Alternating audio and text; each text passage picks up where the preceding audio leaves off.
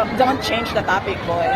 The topic is promises made and broken again and again. So palpal po kay VP Sara Duterte, si Representative Alonto Adyong at saka si Representative Paulo Ortiga sa kanilang mga patutsada kay VP Sara Duterte. Ang sabi po dito ni Representative Alonto Adyong ay ito po yung sinasabi niya.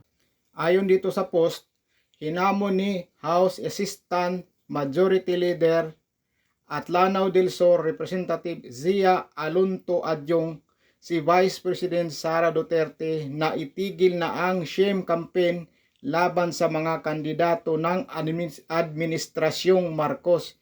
Yan po ang sinabi niya dito. Kaya pakinggan po natin ang pagsupalpal ni VP Sara Duterte dito sa patutsada ni Representative Adyong. Pakinggan po natin mga kababayan. Si Adyong Manggod, produkto manggod niya siya sa Warlord December nato diri sa Mindanao. So I don't think he is the proper person to talk about decency, dignity, and civility. Kay ang iyahang pagdaog din ha sa Lanao tungod na sa grip sa ilahang dynasty. Ayun, supalpal tuloy. Ayan tuloy ang napala. Nasupalpal ng VP Sara Duterte. Siguro nagsasabi siya ng ganun dahil natatakot na siguro siya na matalo. Baka iikot si VP Sara Duterte o umikot na po si VP Sara Duterte sa lugar niya at kinangapan niya siguro ang kalaban ni Representative Adyong. Kaya natatakot siguro na baka matalo siya sa kalaban niya. Kaya pinatigil niya si VP Sara Duterte sa mga ginagawa nito. Pero kaso, so balbal po ang inabot. Ito naman yung banat ni Congressman Ortiga kay VP Sara Duterte. Kung loyal po ba talaga si VP Sara Duterte sa Philippines o sa China. Tapos may sinabi pa po siya na wala pong ginawa si VP Sara Duterte tungkol dyan sa West Philippine Sea. Kaya yan po ang sinagot ni VP Sara Duterte at may isa pang patutsada siya dito. Ano ba talaga ang naitulong ni VP Sara sa bayan bilang Vice President? Imbis na tumulong, parang puro gulo at pag-iiwas ang naging ambag mo. Yan po ang banat ni Congressman Ortiga kay VP Sara Duterte.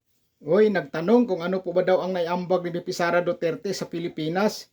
Baka hindi niya alam na napakaraming outlet po ang Office of the Vice President sa buong Pilipinas. Baka natutulog po ito sa pansitan. Kaya ito po, pakinggan po natin tong sagot ni VP Sara Duterte at pagsupalpal po sa mga banat ni Congressman Ortiga sa kanya. Pakinggan po natin mga kababayan. Si Ortega, mura po ni siya o si Adyong. Produkto sa Warlord. Of course, I am pro-Philippines and nothing else. She's been going around hitting almost everybody, but never China. Of course, kung ngano atakihon man ako ang China sa ato ang kampanya diri sa Pilipinas. Nga ang problema nato diri ang kawalan ng pagtutupad ng mga pangako sama na sa Baintiang Bugas. And finally, sa pangalan na niya? Kanayang pangalan. Don't change the topic, boy. The topic is promises made and broken again and again. Ayun, supalpal. Don't change the topic, boy. Yan po ang banat ni VP Sara Duterte. Supalpal na naman po sila.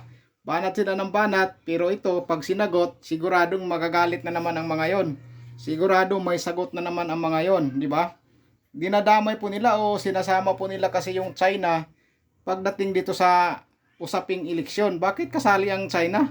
Bakit pagdating sa eleksyon is nababanggit palagi yung China? Dapat mangampanya na lang po sila.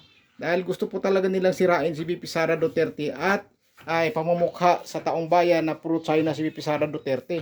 Paano nagiging pro-China yan na nagiging presidente po si Pangulong Rodrigo Duterte na kahit isang dangkal po ng soberanya ng Pilipinas o lupa ng Pilipinas ay wala pong sinuko si Pangulong Rodrigo Duterte. Tapos sabihin nila pro-China. Kaya mga kababayan, ano po ang masasabi niyo dito sa mga banat ng dalawang congressman na ito kay VP Sara Duterte? Ay comment nyo po sa baba para malaman po natin kung ano pong mga komento nyo sa mga banat na ito nila kay VP Sara Duterte. At ayan na nga, nasupalpal po sila kay VP Sara Duterte. Comment nyo po mga kababayan.